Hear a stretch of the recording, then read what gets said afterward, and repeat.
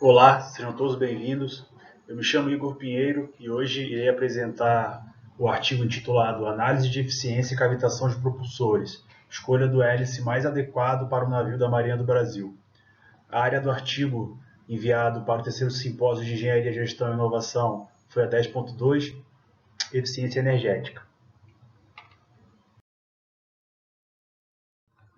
O artigo conta com 9 autores: Igor Pinheiro de Araújo Costa, oficial da Marinha, aluno de mestrado da UF e pesquisador do CASNAV; Sérgio Mitihiro do Nascimento Maeda, aluno de mestrado da UF; Luiz Frederico Horácio de Souza de Barros Teixeira, pesquisador do CASNAV; Carlos Francisco Simões Gomes, professor doutor da UF; Marcos dos Santos, professor doutor do IME; Sábio de Oliveira Benites, oficial operativo da Marinha do Brasil; Diogo Freire de Aquino, também oficial operativo da Marinha do Brasil; Jackson Melo da Silva e Isaac Davi Pereira de Almeida, oficiais operativos e mergulhadores da Marinha do Brasil. Na apresentação, seguirei de sumário, introdução, referencial teórico, materiais e métodos, análise dos resultados obtidos, considerações finais e, por fim, deixarei contato do autor para possíveis dúvidas e sugestões. O trabalho tem início falando sobre os navios patrulha da classe Grajaú, que possui 12 navios e tem como missão principal garantir a soberania do Brasil nas águas jurisdicionais brasileiras. Com o corte de orçamento na Marinha do Brasil, assim como todos os órgãos públicos, faz-se necessário que os meios navais operem com a máxima eficiência e eficácia possível. Portanto, um sistema de propulsão bem projetado serve não somente para o cumprimento da missão, mas também para a maior eficiência possível, visando o maior aproveitamento dos recursos, tendo em vista a situação precária da economia do Brasil.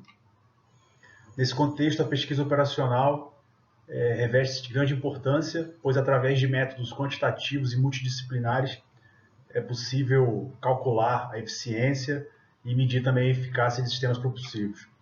Neste artigo é introduzido o método Holtrop para a obtenção da resistência ao avanço do navio patrulha Grajaú e posterior cálculo da eficiência do sistema propulsivo.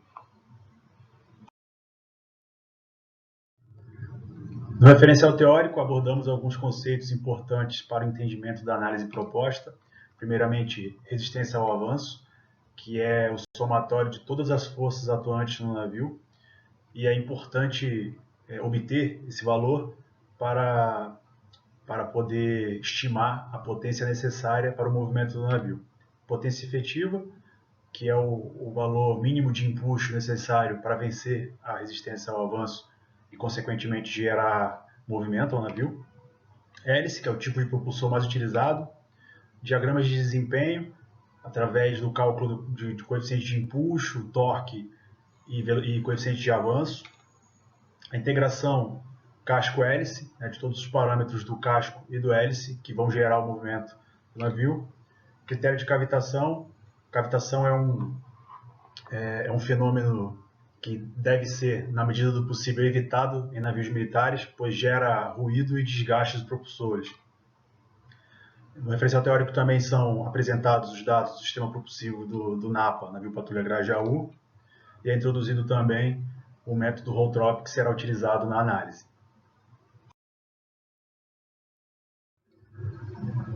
Na seção Materiais e Métodos foram descritos e utilizados os dados do sistema propulsivo do NAPA Grajaú. Foram utilizados na análise somente dados ostensivos. Os dados sigilosos foram estimados, levando em consideração formas de navios conhecidos semelhantes ao NAPA Grajaú. Foi realizada uma análise comparativa entre hélices, variando o número de pás, razão passo-diâmetro, rotação e diversos outros parâmetros, visando obter aquele com maior eficiência e menor nível de cavitação. Foi aplicado o método Holtrop e foi feita a análise de cavitação, como veremos mais à frente. Aqui nós temos a interface da planilha Holtrop. Foram introduzidos os dados sistema propulsivo do Napa Grajaú e foi obtida a resistência ao avanço de 48,6 kN. Como eu falei, os dados sigilosos foram estimados e o navio foi considerado como uma forma semelhante a navios conhecidos e foram obtidos esses resultados.